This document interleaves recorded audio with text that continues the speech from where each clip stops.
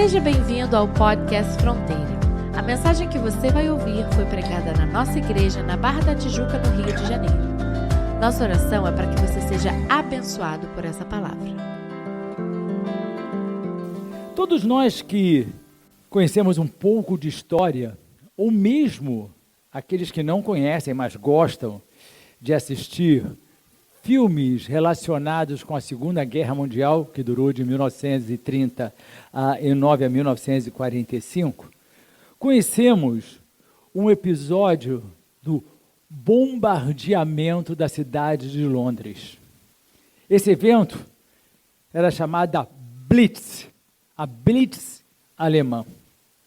Durante os anos de 1940 a 1941, ao longo de 8 meses, a cidade de Londres foi bombardeada constantemente pela Força Aérea Alemã.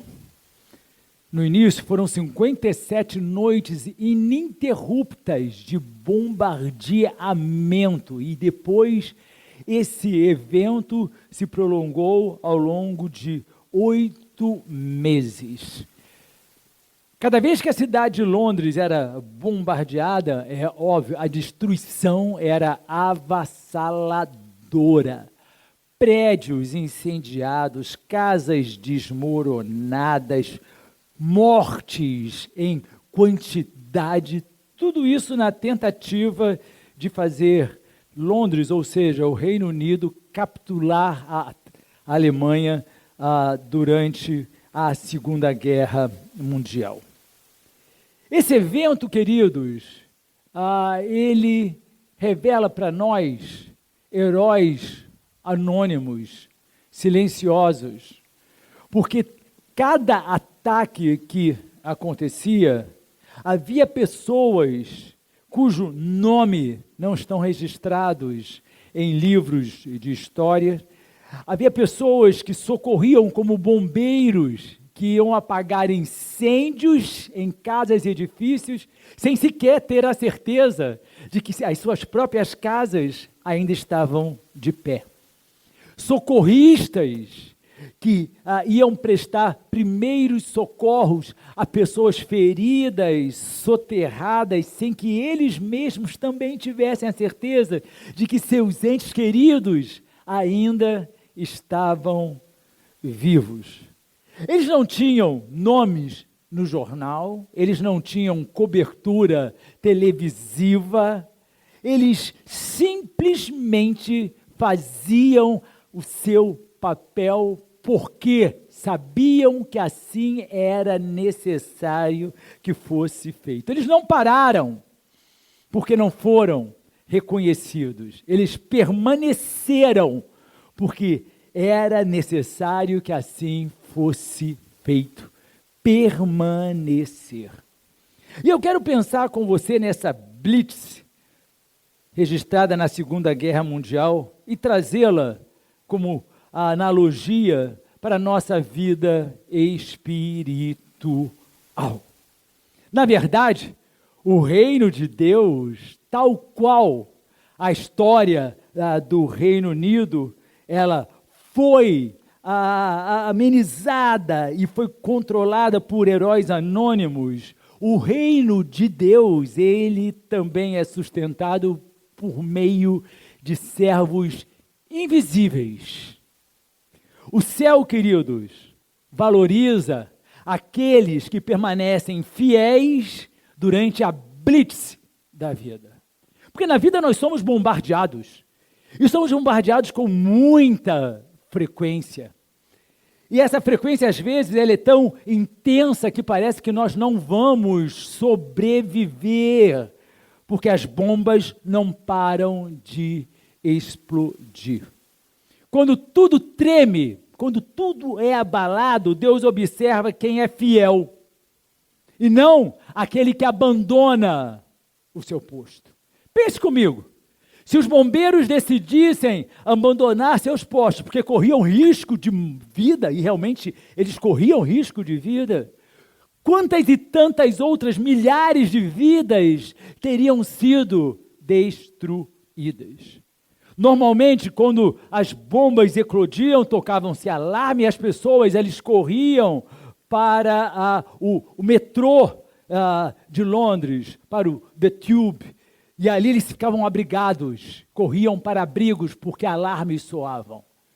E na vida espiritual, o que Deus quer não são pessoas que, quando as bombas da vida vão explodir, vão correr para se abrigar. Deus quer ver aqueles cuja fidelidade faz com que eles permaneçam nos seus postos. Eu estou aqui como um homem de Deus, como uma mulher de Deus, eu não vou me acovardar, eu não vou fugir. Nem sempre, queridos, a nossa fidelidade em relação a Deus, ela é vivida em tempos tranquilos.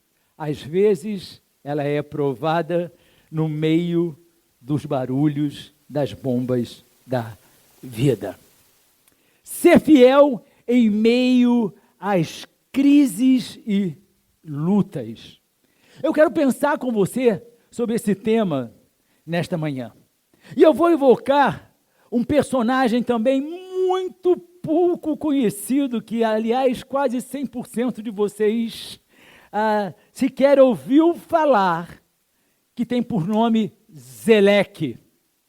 E Zeleque vai nos trazer o exemplo e a lição da fidelidade em meio às crises. Ser fiel em meio às crises e lutas é servir quando tudo está difícil. Quando tudo está difícil. Queridos, como a pastora Elaine mencionou hoje aqui no Abrindo a Bíblia, quem estava aqui foi abençoado com a ministração dela. É orar quando tudo está difícil, quando a gente está sem forças, quando a gente está exaurido. É vir para a igreja quando nós estamos cansados, estressados, às vezes até irritados. Nós não temos nenhum fator motivador, nós não andamos na fé por fatores motivadores. Nós não andamos na nossa vida espiritual porque nós somos impulsionados emocionalmente. Nós caminhamos porque precisamos permanecer avançando. Nós permanecemos nos nossos postos porque nós sabemos que não podemos abandonar. É permanecer enquanto outros fogem. Quantas pessoas já se afastaram dos caminhos do Senhor? Quantas pessoas você conhece? Talvez você possa dizer assim, não, aquela pessoa ela não se afastou, mas está fraquejando na fé. Você conheceu aquela pessoa um dia e você olha e fala assim, mas ela está tão diferente, mas os pensamentos estão tão mudados, mas as atitudes e o comportamento está tão transformado. São pessoas que estão esmorecendo, queridos, que mesmo que queiram declarar para si próprias que permanecem no seu posto, estão esmorecendo, estão fraquejando. Ser fiel em meio à crise é a gente permanecer enquanto outros estão fugindo, enquanto outros dizem para você, você não precisa de tanto para ser crente. Você não precisa estar na casa do Senhor todo culto. Você não precisa ser fiel nos dízimos e nas ofertas. Você não precisa ler a Bíblia, que aliás está ultrapassada. Você não precisa orar tanto. Deus não quer sacrifício. Deus quer tão somente o seu coração. Não se preocupe, a graça vai cobrir tudo. Não se preocupe tanto com o pecado, porque senão você vai ficar obcecado com isso. São pessoas que estão fraquejando, que estão esmorecendo. Ser fiel em meio à crise é continuar quando não tem ninguém olhando. Quando tem alguém nos observando, é muito fácil nós adotarmos um comportamento social mais educado. É muito mais fácil a gente tratar bem aos nossos entes queridos, que nós estamos sendo observados. Quando nós estamos na igreja, é fácil ser crente, porque todos nós somos crentes e todos nós esperamos de nós mesmos comportamento. Mas quando não tem ninguém olhando, quando eu estou sozinho, isolado, eu comigo mesmo, quais são meus pensamentos? Quais são as minhas intenções do coração? Quais são os meus verdadeiros desejos, os meus verdadeiros apetites? Fidelidade, querido, a gente precisa aprender, não é ausência de crise. Nós achamos que um indivíduo é abençoado quando ele não está enfrentando uma crise, uma tempestade, uma blitz, um bombardeio. Mas, na verdade, ser abençoado não tem nada a ver com isso, porque senão você reputaria que somente aqueles que são favoravelmente, financeiramente bem posicionados são abençoados. Como se o pobre ele não fosse abençoado porque ele tem pouca coisa, ou como se o enfermo não fosse abençoado porque ele está doente, ele está enfrentando as bombas da vida. Mas a palavra de Deus mostra que fidelidade não é ausência de crise, mas é permanência no meio da crise. É no meio da crise que você vai conhecer aquele que é fiel. É no meio da crise, no meio da luta, no meio do bombardeio, no meio da dor, no meio do problema, no meio do sofrimento, é que Deus olha e separa aqueles que são fiéis e aqueles que não o são. 1 Coríntios 15:58 diz assim: portanto, meus amados irmãos, sejam firmes e constantes, sempre abundantes na obra do Senhor. O que Paulo nos exorta, querido, é que nós precisamos ser firmes, inabaláveis, em qualquer circunstância. Nós precisamos ser constantes, nós podemos ser flutuantes. Ora nós somos fiéis, ora nós não somos, ora nós estamos bem, ora nós estamos mal, ora nós temos fé, ora nós não temos fé, ora nós temos alegria de vir à casa do Senhor, ora nós não temos mais alegria.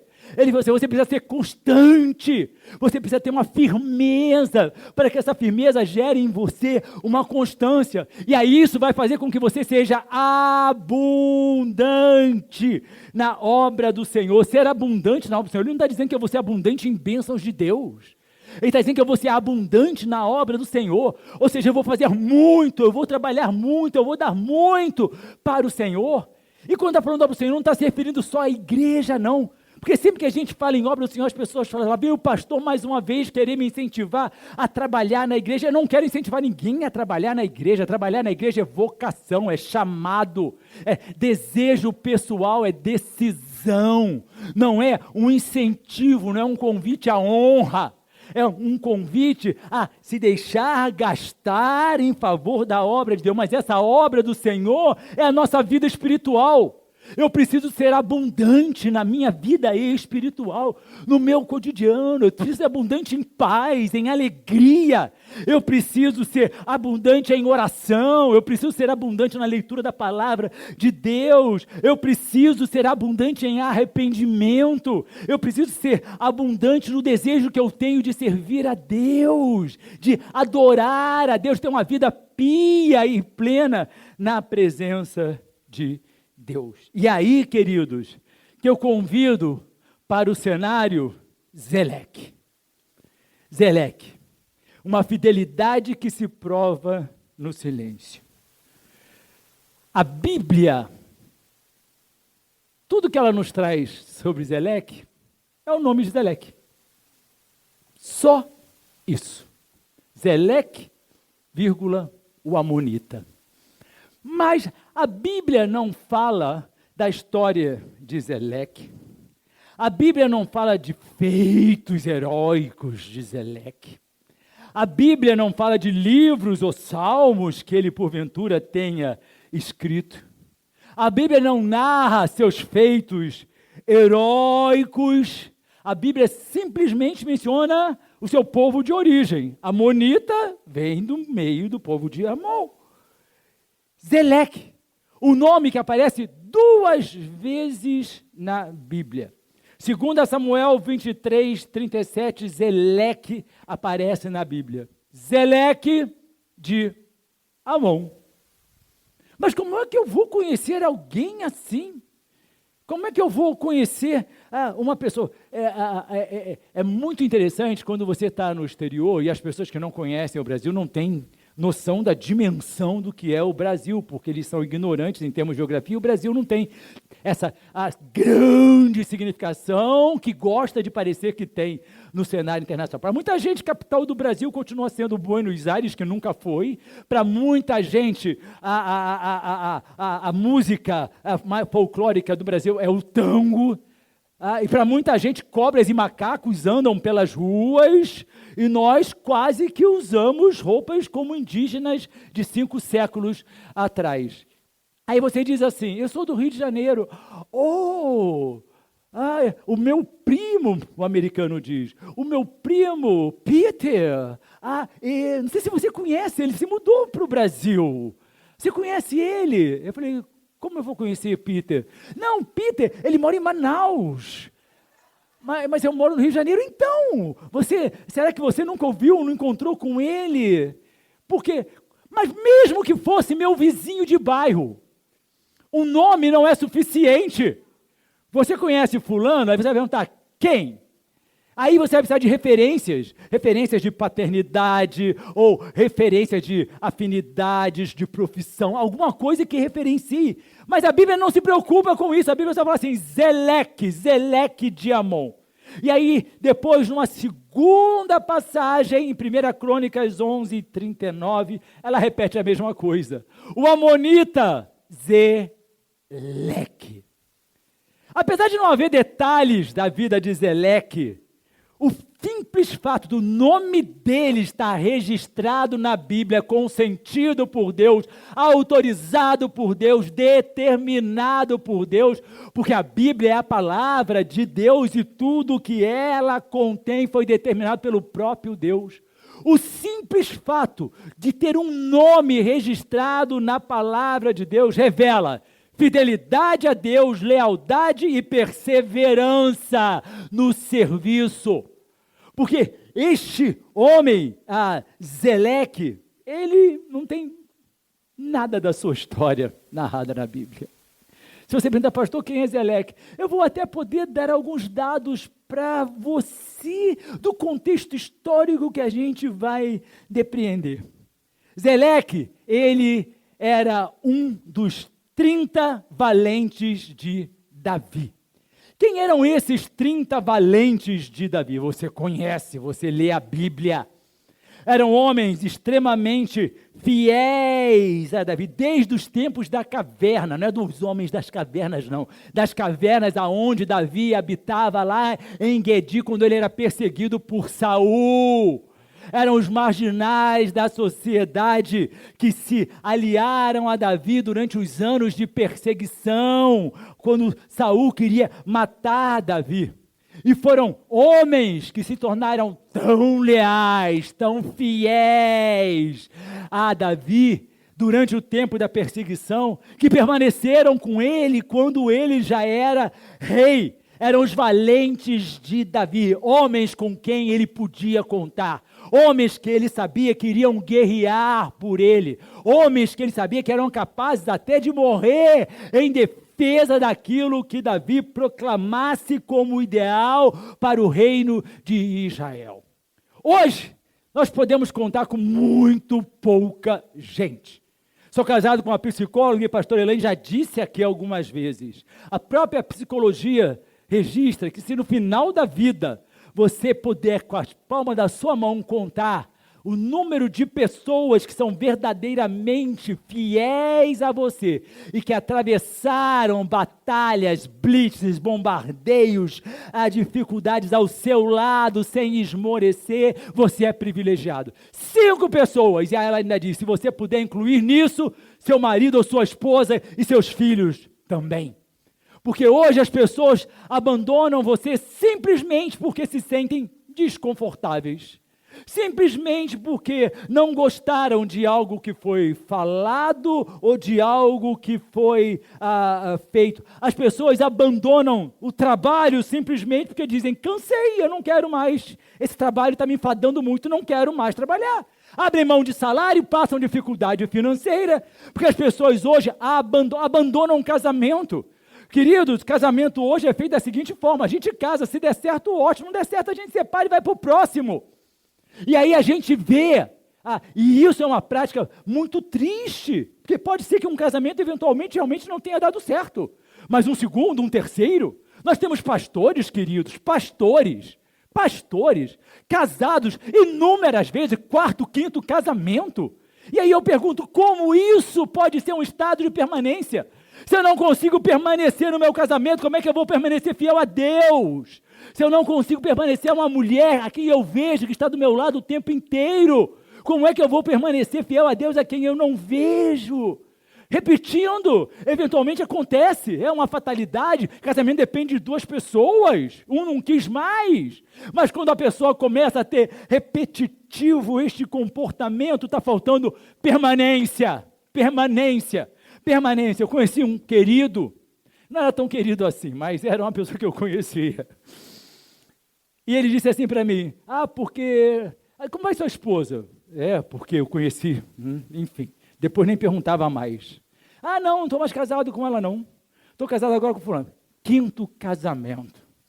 Aí porque eu fui padrinho do primeiro casamento, depois eu abri mão, porque senão eu ia ter padrinho de mês, anualmente. E aí eu perguntei, rapaz, 5 casamentos? Ele, pois é, eu não entendo o que tem com essas mulheres. 5º casamento, eu falei, cara, o problema não está nelas, o problema está em você. O problema está literalmente em você. As pessoas abandonam, as pessoas abrem mão. Queridos, o brasileiro costuma dizer o seguinte, farinha pouca, meu pirão primeiro. Já está dizendo para você o seguinte, cara, não passa necessidade do meu lado, que você vai morrer. Porque se a farinha for pouca, meu pirão vai vir primeiro. Zeleque era um homem que estava ao lado de Davi, e a Bíblia registra isso pela fidelidade dele incondicional a Davi, que isso era possível pela incondicionalidade da fidelidade dele a Deus acima de todas as coisas. Nós só seremos fiéis às nossas esposas ou maridos quando nós somos fiéis a Deus. Nós só seremos fiéis à nossa igreja quando nós verdadeiramente formos fiéis a Deus. Nós só seremos fiéis a nós mesmos, pasmem, se primeiramente nós formos fiéis a Deus. Esses 30 valentes, homens de coragem comprovada, de extrema lealdade. A Bíblia diz lá em 1 Crônicas 11:10, estes foram os chefes dos valentes de Davi, que o apoiaram com firmeza no seu reino. Zeleque não era nem chefe dos valentes. Zeleque não era nem um dos 3 mais importantes, porque a Bíblia lista em 2 Samuel que os chefes, os 3 mais importantes, eram Jazobeão, Eleazar e Samar. Esses eram os 3 mais importantes, que eram os líderes dos valentes. Mas Zeleque, presta atenção, queridos, podia não ter a relevância no meio do exército, podia não ter um reconhecimento no meio da sociedade, podia não ocupar um cargo importante, podia até mesmo não ser um homem muito conhecido, mas ele era um homem a quem Deus conhecia, a quem Deus amava, a quem Deus admirava pela fidelidade dele, a ponto de determinar que o nome dele fosse registrado na Bíblia. E aí eu pergunto, se Deus olhar para nós hoje, e ele tivesse escolher para registrar os nossos nomes na Bíblia, será que verdadeiramente os nossos nomes estariam registrados na palavra dele como referência, como exemplo de homens e mulheres fiéis? Nós sabemos a resposta, e essa resposta é só sua, como é só minha também, queridos. Porque para ser escolhido, para ter o seu nome registrado por Deus, é porque soube ser fiel constantemente. O que Deus quer é permanência, o que Deus quer é resiliência.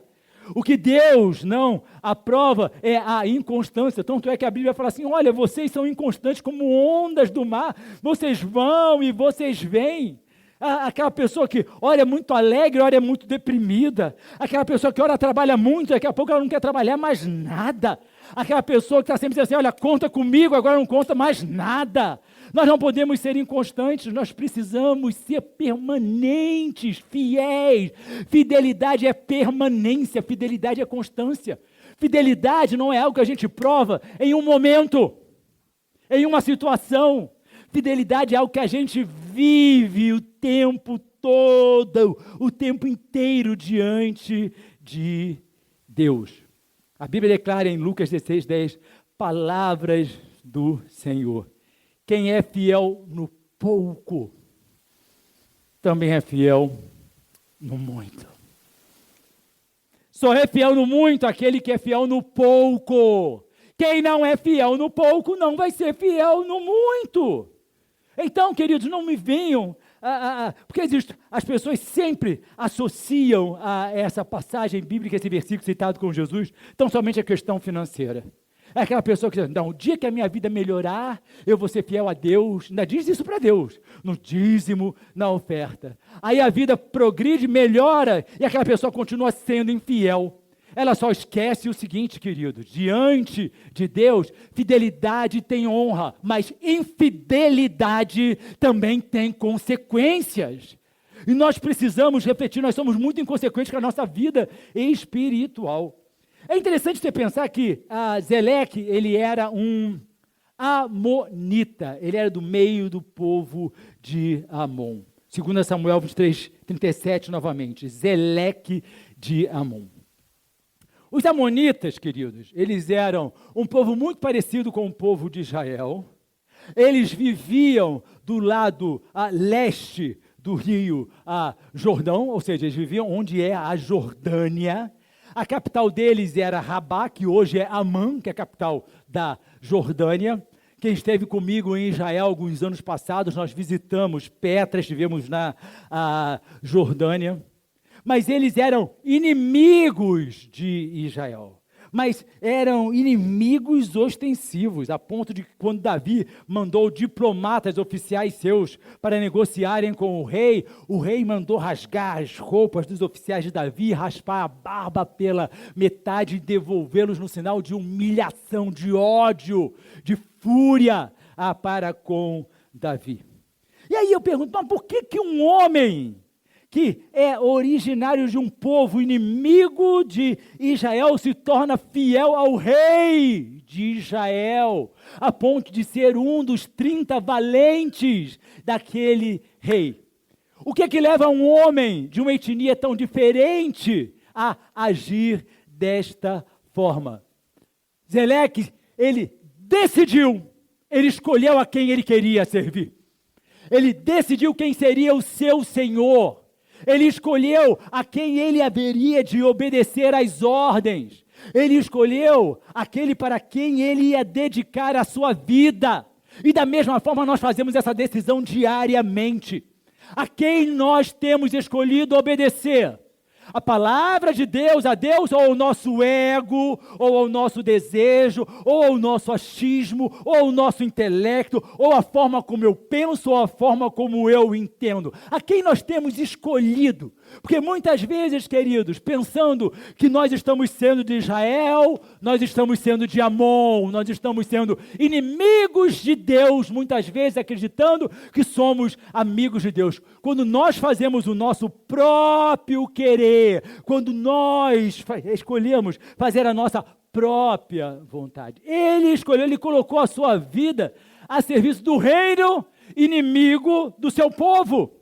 Certamente, aos olhos dos amonitas, ele era um traidor. Ele era um traidor. Mas ele não estava preocupado em agradar homens como nós vivemos preocupados. Nós queremos agradar as pessoas, nós queremos ser pessoas socialmente aceitáveis, nós queremos ser pessoas que sejam populares, pessoas gostáveis. Esse é o desejo do ser humano. Mas na vida espiritual, a gente não tem que estar preocupado em agradar pessoas, não. Mas se você falar isso, fulano não vai gostar. Tinha uma expressão que eu usava muito e eu deixei de usar ao longo do tempo, preciso voltar a usar. Era so sorry, so sorry. Se você não gostou, o fato é que se eu sei que eu estou fazendo aquilo que Deus quer que eu faça, eu vou permanecer fiel fazendo aquilo que Deus me chamou para fazer. E você precisa fazer assim também. Esse fato desse estrangeiro ser fiel a Davi demonstra, queridos, que a nossa fidelidade a Deus, ela transcende as nossas próprias origens, a nossa própria vontade. Gálatas 3:28, Paulo escreveu assim: não há judeu, nem grego, escravo nem livre, homem nem mulher, pois todos são um em Cristo Jesus. Está dizendo para mim o seguinte: você não tem, nem eu, desculpa. Ah, não, mas é que o meio social que eu vivo, ele exige de mim um comportamento diferente. Ah, porque o meu trabalho exige de mim certas atitudes que, se eu não me subordinar a elas, eu vou ter problemas. O que a Bíblia está dizendo assim, olha, não tem judeu nem grego. Não interessa qual é a sua origem, não interessa onde é que você está, não interessa qual é o seu povo. Tem pessoas que dizem, não, mas eu trago um trauma de infância muito forte, e é esse trauma de infância que me empurra para esse comportamento em que eu tenho que quase viver cedendo ao pecado. Não tem escravo nem livre, não tem homem nem mulher. O que a Bíblia diz assim, não tem justificativa. Ou nós queremos ou nós não queremos. Nós sempre buscamos justificativas. É muito interessante quando tem um assassinato muito violento e a mídia explora. Quantos de vocês já leram isso? E aí o indivíduo diz, não, eu fiz isso porque uma voz me mandava fazer isso o tempo inteiro. Aí já teve outros que dizem, não, foram forças demoníacas que se apossaram de mim e me forçaram a fazer. Nós queremos sempre uma justificativa. Nós queremos justificar a nossa infidelidade. Nós queremos justificar a nossa frieza espiritual. Nós queremos justificar os nossos erros. Nós estamos sempre buscando justificativas. Quando, na verdade, querido, o que nós precisamos colocar em prática é o nosso posicionamento, a nossa permanência de homens e mulheres fiéis a Deus e decidir e escolher. Não importa se tem bomba explodindo desse lado, se tem abismo desse outro lado, eu vou em frente, mesmo que eu tenha medo, na certeza de que o meu Deus estende a mão e cuida de mim e me leva adiante. Fidelidade não é questão de origem, é decisão de coração. Ruth, capítulo 1, versículo 16, Ruth diz assim a Noemi, e ela era moabita, outro povo inimigo de Israel, ela era moabita, teu povo será o meu povo, teu Deus será o meu Deus. São palavras que talvez Eleque pudesse ter dito para Davi, porque veja bem, eu sou amonita, mas agora o teu povo é o meu povo. Eu não vou adorar o Deus dos amonitas, eu vou adorar o teu Deus será o meu Deus. Não se engane, queridos. Davi não iria se cercar de homens que não fossem adoradores do Deus vivo. Nós nos cercamos. Nós nos cercamos de amizades que zombam de Deus, escarnecem de Deus. Aí quando a coisa fica quente, a gente assim, vamos deixar esse assunto de lado, por favor, porque a gente está no meio dos escarnecedores, e aí quer pedir para que eles deixem de escarnecer. Nós escolhemos, às vezes, sócios que são homens totalmente longe de Deus, que servem a outros deuses, e vamos querer esperar deles fidelidade. Quer se cercar, querido? Cerque-se de salvos, não de crentes. Cerque-se de salvos, homens e mulheres fiéis, porque crente só não é suficiente. A grande maioria dos crentes não vai chegar nos céus. É palavra de Deus. Nós temos que nos cercar exatamente como Davi, de homens e mulheres que sejam valentes, fiéis a Deus o tempo todo, que tenham coragem de enfrentar o mundo, de enfrentar as batalhas da vida, sem abrir mão do caminho da salvação. A gente precisa escolher de quem é que nós queremos estar cercados. Mas nós socialmente estamos sempre preocupados em agradar pessoas. Eleque, ele não foi o mais famoso, mas ele foi o mais fiel. 1 Coríntios 4:2, eu amo esse versículo. O que se requer desses encarregados, ou seja, o que se requer desses servos é que sejam encontrados fiéis. O que se requer de nós como servos é que nós sejamos encontrados fiéis. Como assim encontrados fiéis? A qualquer momento. A qualquer momento. O que Deus requer de mim, Álvaro, eu requero de você que a qualquer momento, seja de manhã, de tarde, de noite, seja no trabalho, seja em casa, seja na rua, seja na igreja, seja sofrendo ou seja muito alegre, seja na abundância ou seja na escassez, que eu encontre você fiel. Porque a vinda de Jesus Cristo que vai acontecer e a igreja não acredita mais nisso. O que vai importar se naquele momento eu for encontrado fiel. Não vai adiantar eu chegar e falar assim, mas Deus, ontem eu fui fiel, mas hoje eu escorreguei.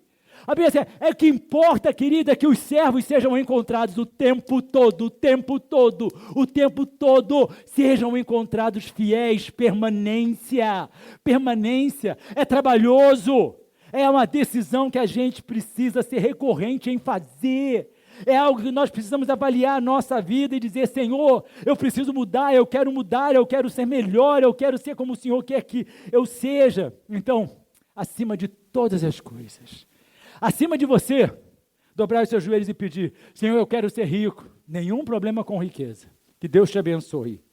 Senhor, eu quero ser importante, nenhum problema com a importância, que Deus te abençoe. Mas que nós possamos dobrar os nossos joelhos e pedir, Senhor, eu quero ser fiel.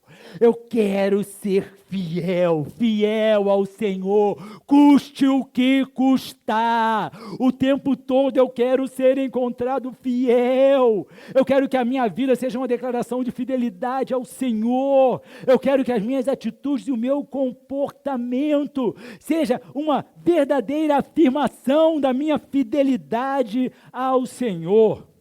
Fama, visibilidade, reconhecimento humano, é o que as pessoas hoje buscam. Uma vez uma pessoa disse para mim, mas pastor, não tem outra coisa para eu fazer não, porque nisso aí ninguém vai me ver. Ninguém vai ver o que eu estou fazendo. I beg your pardon. Ninguém vai ver o que eu estou fazendo. Só importa se estiverem me vendo. Só importa se me reconhecerem. Só me importa se eu tiver reconhecimento humano. O foco na nossa vida espiritual não é o reconhecimento de homens, não é o aplauso humano, mas é o reconhecimento que vem de Deus, é o reconhecimento que Zeleque alcançou, reconhecimento divino.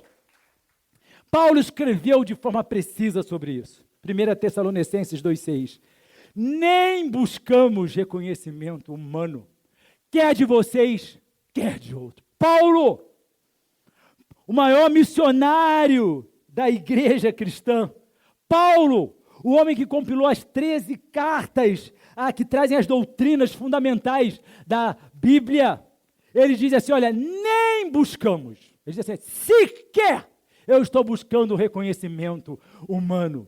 Quer de vocês, quer de outro, não faz diferença para mim ser reconhecido. Ele não queria passar dizendo, lá vai Paulo, ali está Paulo, um autógrafo. Paulo, estou te seguindo, hein, Paulo? Paulo, dei like para você. Ele está dizendo assim, eu não estou buscando reconhecimento humano. Querido, não busque reconhecimento humano. Não busque que as pessoas reconheçam aquilo que você faz por elas. Não busque que elas sejam gratas porque você guerreou ao lado delas. Não busque, não espere. Paulo já diz isso e ele continua dizendo em Gálatas 1:10. Acaso busco eu agora a aprovação dos homens ou de Deus? A quem é que nós queremos agradar? De quem é que nós queremos ser reconhecimento, ter o reconhecimento? A quem nós queremos verdadeiramente ser agradáveis? Ele diz assim, olha, busco eu agora a aprovação de homens ou de Deus? Ou estou tentando agradar a homens? Ou estou tentando agradar a homem? O que é que nós estamos fazendo com a nossa vida espiritual por misericórdia, igreja? Nós estamos vivendo os últimos tempos da história na face desta terra. Quando Jesus vai voltar, eu não sei dizer, mas eu sei que os sinais estão se cumprindo. E aí a minha pergunta é, estou tentando agradar quem? A homens? É claro, queridos, que você ser uma pessoa agradável, você ser uma pessoa educada, uma pessoa polida, uma pessoa gentil, isso é questão de educação civil. Mas agradar, a querer aprovação, eu gostei, é isso aí, vai em frente, vai nessa força que você está fazendo aquilo que eu gostei que você faça. Mas será que é aquilo que Deus quer que eu faça? Essa é a nossa pergunta. E ele diz, olha, se eu estivesse procurando agradar a homens, eu nem seria servo de Cristo, eu nem seria crente. É isso que ele está dizendo. Se eu tivesse preocupado em agradar a homens, e olha, realmente Paulo não agradou mesmo não, queridos.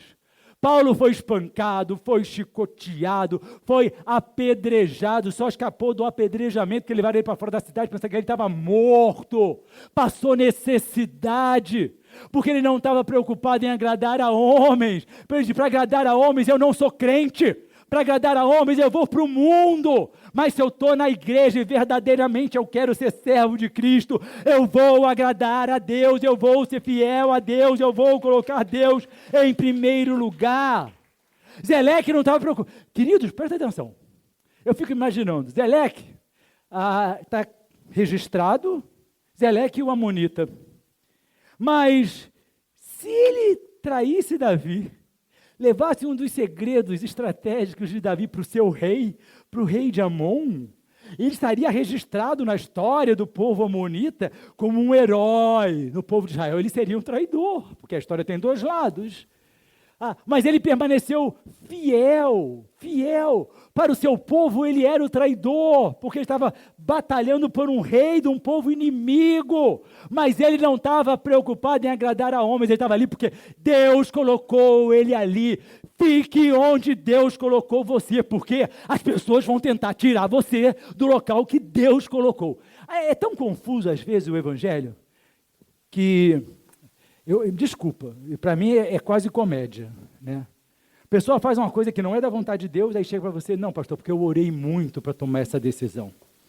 Aí você sabe que assim, não é a vontade de Deus, a pessoa faz aquilo porque ela quer fazer, mas como ela não quer se posicionar como eu estou decidindo, ela quer transferir para Deus a resposta, como se Deus fosse um Deus de confusão. Ora, manda o Stefano fazer uma coisa que vai de encontro àquilo que ele mandou eu fazer, que vai de encontro ao que ao César e a Lala lhe mandou fazer, e aí a gente traz esse tumulto, porque sempre é a vontade de Deus. Nós sempre tomamos decisões baseadas na nossa vontade e atribuímos. Eu orei e eu senti do Espírito Santo. Cuidado, queridos, sabe por quê? Vão tentar mover você do seu lugar. No reino espiritual, nem tudo que se parece com um anjo, vamos lembrar que a Bíblia diz que o nosso adversário, ele pode se transvertir em anjo de luz. A sabedoria popular diz assim, nem tudo que reluz é ouro. Mas a gente que é crente se deixa seduzir pelas coisas que não vêm de Deus. Saber que aquilo que é de Deus precisa ser de Deus. Se você é um homem ou mulher de Deus, você vai saber aquilo que é de Deus. Fidelidade verdadeira é revelada quando obedecer custa algo. Obedecer quando não custa nada é muito simples, queridos. Obedecer quando não nos custa nada é muito fácil. O próprio Davi, quando ele traz as suas ofertas pessoais, as suas riquezas pessoais para a construção do templo que caberia ao seu filho Salomão, ele mesmo declara, por acaso traria eu para o meu Deus algo que não me custou nada?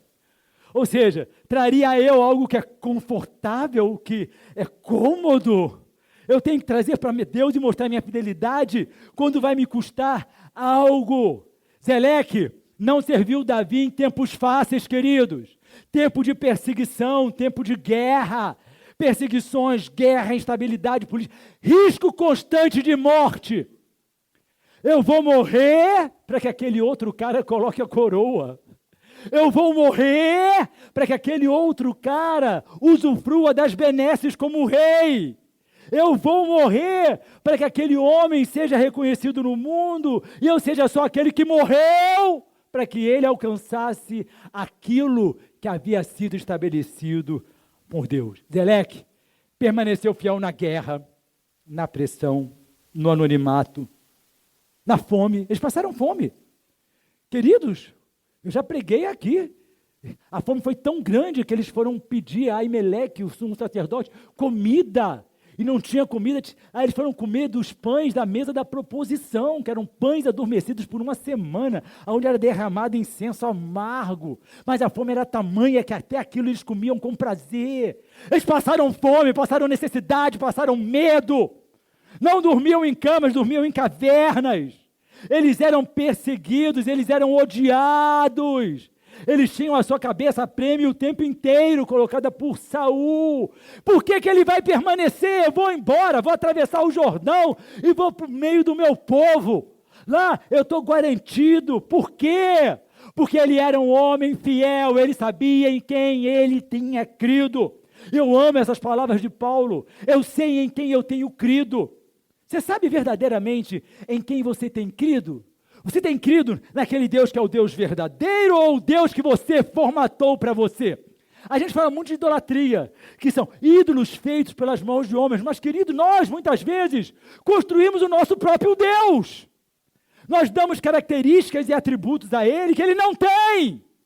A gente faz as coisas e diz assim, mas Deus sabe por que eu fiz. Ou seja, você está dando a Deus uma atribuição de concordância dele com o seu erro, porque você quer uma referência para que aquilo possa ser abalizado. Nós construímos o nosso próprio Deus. Nós temos que seguir o Deus verdadeiro que pode fazer. Eu sei em quem eu tenho crido e Ele é poderoso para guardar o meu tesouro até o dia final. A Bíblia não registra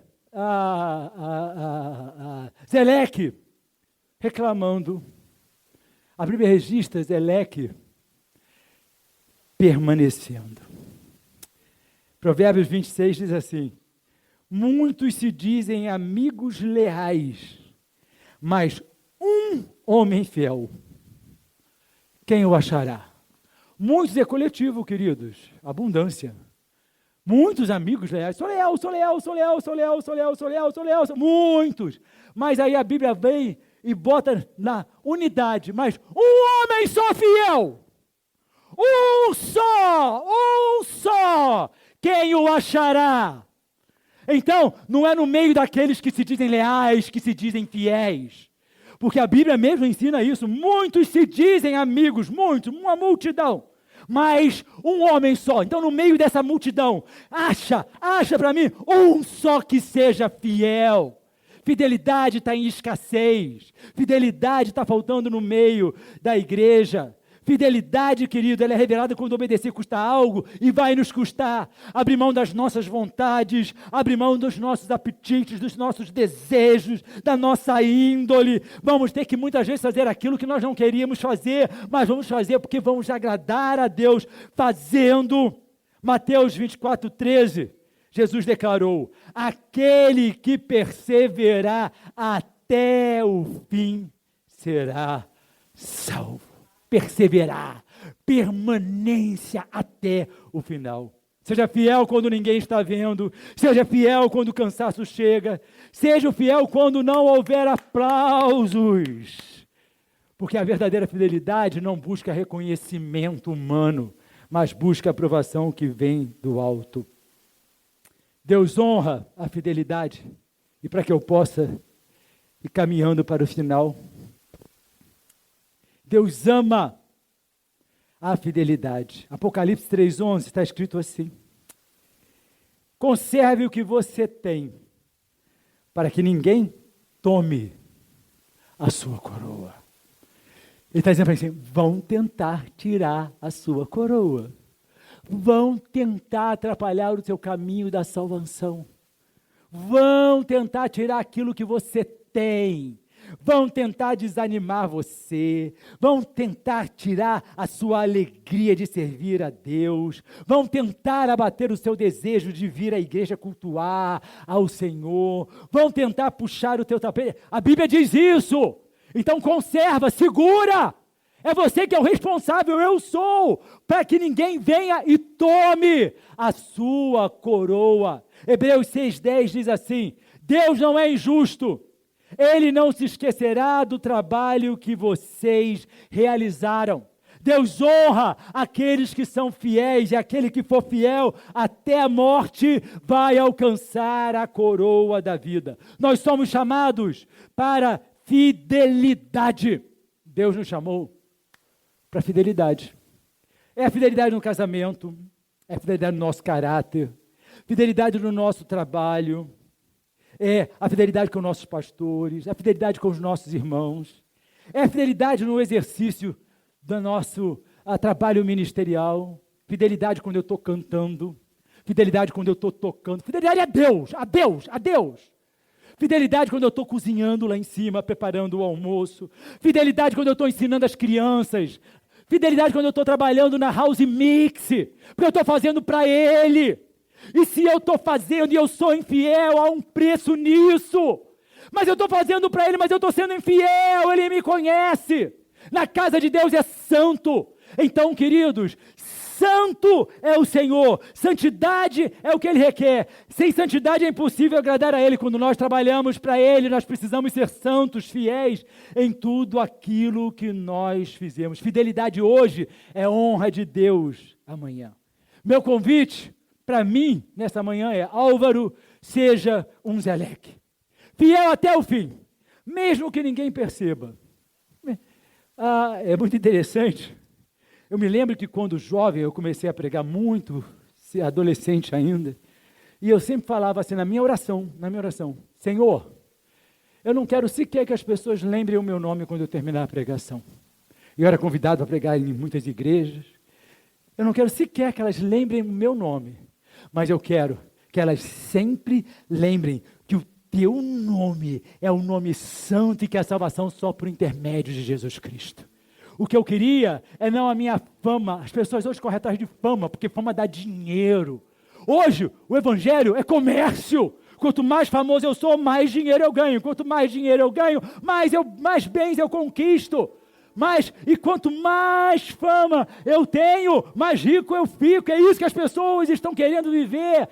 A verdadeira riqueza não está onde as traças consomem, onde os ladrões roubam. A verdadeira riqueza está no céu, na eternidade. Está com Deus. Em Deus. Fidelidade, queridos, é permanecer. Para terminar, o céu registra nomes que a terra ignora. O céu registra nomes que a terra ignora. Os nomes que a terra registra, esses nomes, eles poderão durar décadas, séculos, mas vão ser diluídos, serão esquecidos, serão apagados. Deus anota nomes que o mundo despreza. E eu preciso saber quem é que eu quero que anote o meu nome. Eu quero que o mundo anote meu nome ou eu quero que Deus registre meu nome? Vida espiritual plena não depende de visibilidade. Vida espiritual plena depende de fidelidade. Zeleque não foi um homem lembrado por homens, mas foi um homem lembrado por Deus. E é melhor ter o nome registrado no céu, queridos, do que ser famoso na terra. Mesmo com uma linha só na Bíblia, Zeleque, o amonita, ele deixou uma mensagem eterna. Lucas 10, 20, palavras de Jesus. Contudo, alegrem-se, não porque os espíritos se submetem a vocês, mas porque seus nomes estão escritos no céu. A nossa verdadeira alegria está no fato de saber que o nosso nome está escrito nos céus. Reflexão para essa manhã: seu nome ainda está escrito nos céus? Você tem certeza? Porque nós usamos muito essa figura, meu nome está escrito no livro da vida. Será que está mesmo, queridos? Será que nós temos certeza de que nós ouviremos o nosso nome ser chamado? Será que nós vamos ter a alegria de chegar à eternidade? Ou nós nos enganamos ao longo dos anos, tão somente vivendo uma vida sem compromisso, sem fidelidade? Que nessa manhã, nós que aqui estamos, sejamos todos Zeleques. Amém. Amém. Se quiser saber mais sobre nós, visite nosso site fronteira.church ou baixe nosso app Fronteira. Que Deus te abençoe.